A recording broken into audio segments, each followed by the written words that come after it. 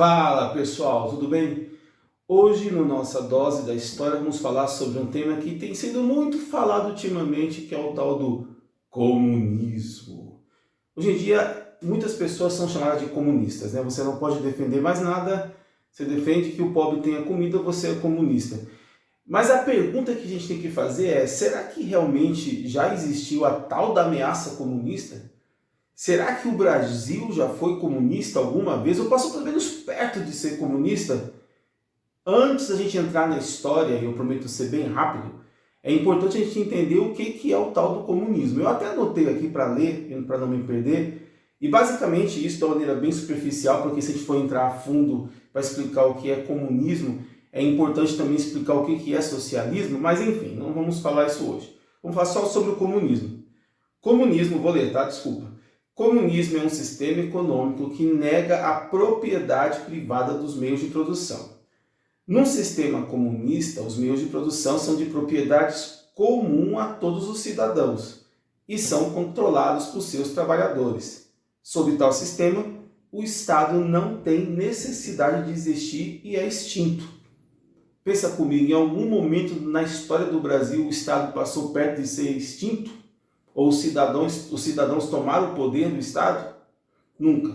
Então, essa falácia de comunismo, ela sempre foi aplicada quando a população, os pobres, as grandes massas estavam perto de conseguir algum direito ou haviam conseguido algum direito.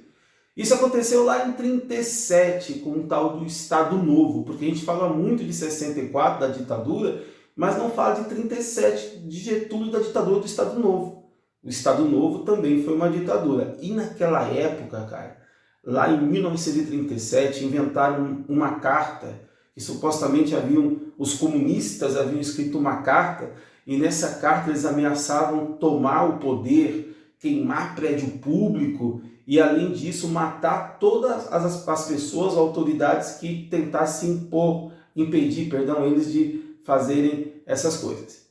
E aí, com essa desculpa dessa carta comunista aí, que se chamou Plano Cohen, depois vocês podem pesquisar, o Getúlio Vargas instaurou uma ditadura que foi de 37 a 45 lá, quando, entre outras coisas, ele deportou a Olga Benário. Sabe a Olga Benário? Tem até um filme. Ele deportou ela para a Alemanha e ela foi morta lá pelo Hitler.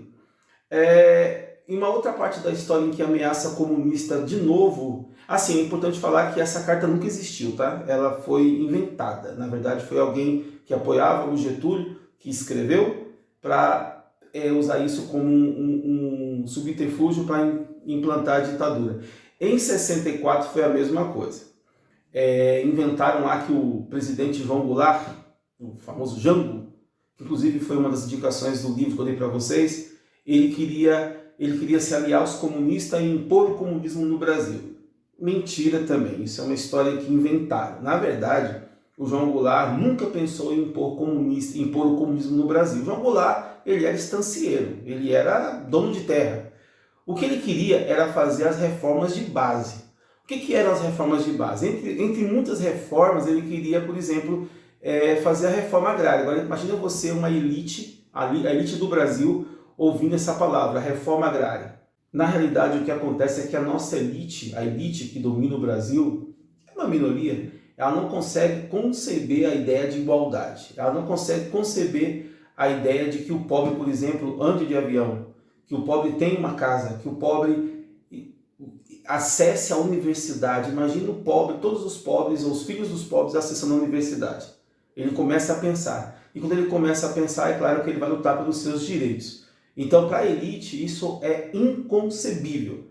O pobre não pode ter direito. O pobre tem que estudar até lá o ensino médio, completar o ensino médio, arrumar um trabalho, ganhar um salário mínimo, fazer um churrasco e beber uma cerveja. Então, cada vez que eles sentem que os pobres, que a população, ela começa a usufruir de alguns direitos, começa a viajar de avião, começa a ir para a universidade, começa a ter casa, a ter carro, eles vêm com o papo do comunismo.